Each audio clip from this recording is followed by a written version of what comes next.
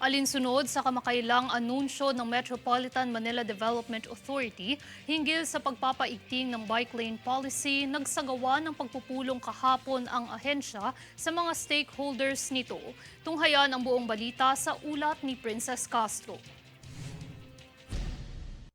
Nagsagawa ng isang stakeholders meeting ang Metropolitan Manila Development Authority o MMDA sa mga grupo ng mga nagmomotorsiklo at nagbibisikleta upang konsultahin sa posibilidad na pagpapatupad ng road sharing sa bike lanes sa EDSA.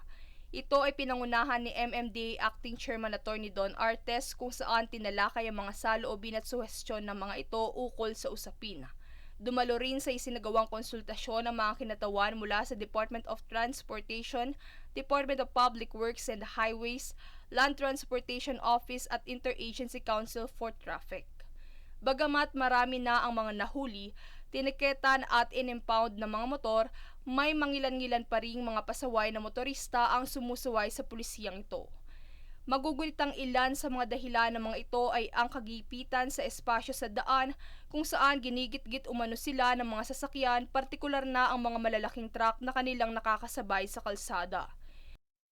Dahil dito, napipilitan umano silang gamitin ang bike lane spaces upang maiwas ang kanilang sarili sa aksidente. Samantala, sinabi ni Artes na ang lahat ng mga suwestyon at rekomendasyon na inilatag ay ikokonsidera upang mapag-aralan ng mabuti ng ahensya.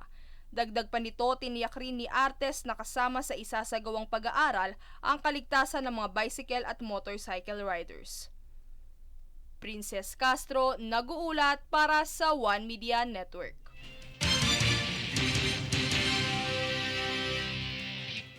Nagsagawa ng press launch ang Philippine Statistics Authority na naglalayong ilunsad ang 2022 Census of Agriculture and Fisheries na siyang magsisimula sa ika-4 ng Setyembre. Ang nasabing programa ay naglalayong magkalap ng mga impormasyon at datos hinggil sa sektor ng agrikultura at palaisdaan. Nanawagan ng PSA na makiisa ang mamamayan sa naturang census na siyang makakapagbigay ng batayan ng mga policymaker at stakeholder sa pagsulong ng programa at polisiya sa socio-ekonomikong sektor ng bansa.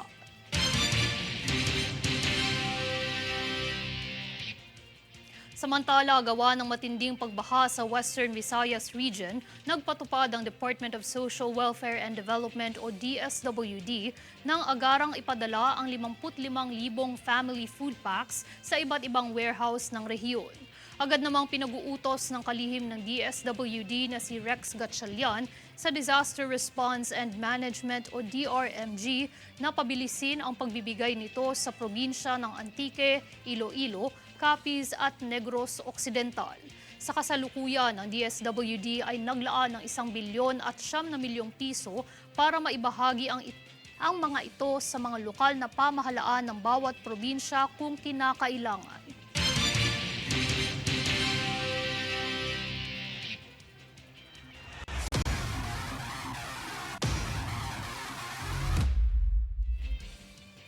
Sa balitang sports, bigumang makatawid ang Gilas Pilipinas para sa round 2 ng kompetisyon sa FIBA Basketball World Cup ngayong taon. May pagkakataon pang bumawi ang kupunan sa classification round kung saan paglalabanan ng bottom teams ang ranking sa 17 to 32. Ito ay matapos mapayuko ng Italy ang Pilipinas sa score na 90 to 83 sa kanilang laban kagabi sa Smart Araneta Coliseum. Bagamat hindi na makakapasok ang pambansang kupunan sa Paris Olympics 2024, pursigido pa ring bumawi ang Gilas sa natitira nilang laban.